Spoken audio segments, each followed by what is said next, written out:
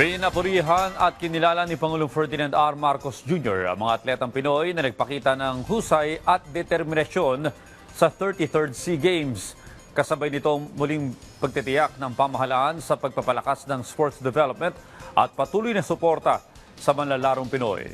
Ang detalye sa report ni Kenneth Pasyente. Mabuhay ang atletang Pilipino! Mabuhay ang bagong Pilipinas!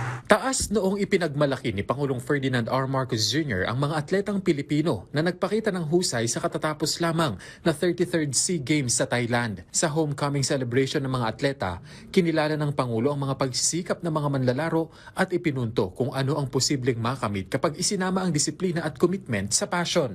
Ang disiplina ay hindi lamang susi sa panalo sa loob ng arena.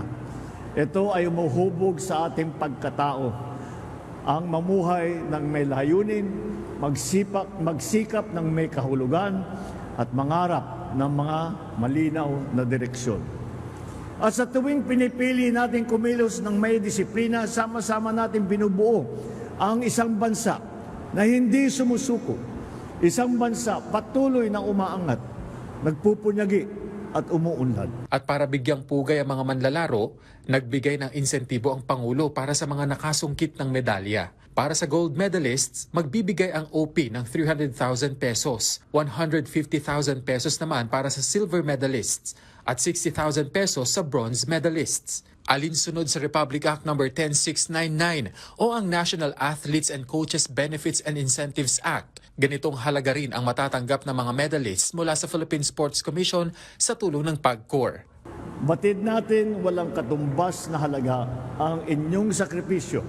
Ngunit, tanggapin ninyo ito bilang simbolo ng pagpupugay at pasasalamat ng mamamayang Pilipino sa inyong kabayanihan. Magbibigay din ang tanggapan ng Pangulo ng 10,000 pesos sa mga nanalo naman sa ibang sporting events. Sobrang laking po tulong po yun sa amin na bibigyan po kami ng incentives. Lalong-lalo na po kami po nakakatulong din po kami sa pamilya namin. Nakakapagbigay kami ng inspirasyon sa ibang atleta, sa mga kabataan na nag-inspire sa amin. We really tried to make the best out of the situation despite all the hurdles that we overcame. There was a lot, but we're just very happy that in the end, it was all worth it when we got the gold. Kinilala din ng Pangulo ang mga atletang Pinoy na gumuhit na ng kasaysayan sa mundo ng sports.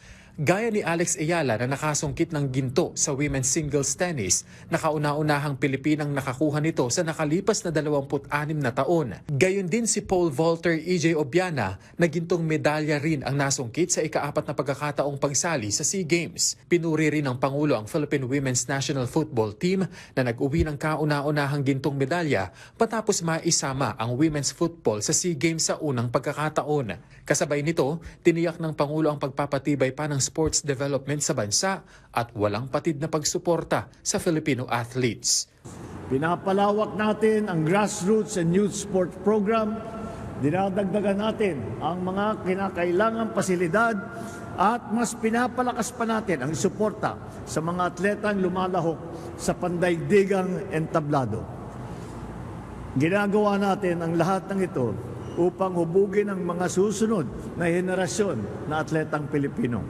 Mga kabataang may pangarap, may paniniwala sa sarili at handang lumaban sa ngalan ng ating bandila. Pumang-anim sa overall standings ang Team Philippines sa 33rd Southeast Asian Games matapos makapagtala ng 50 gold, 73 silver at 154 bronze sa iba't ibang sporting events. Kenneth Pasyente para sa Pambansang TV sa Bagong Pilipinas.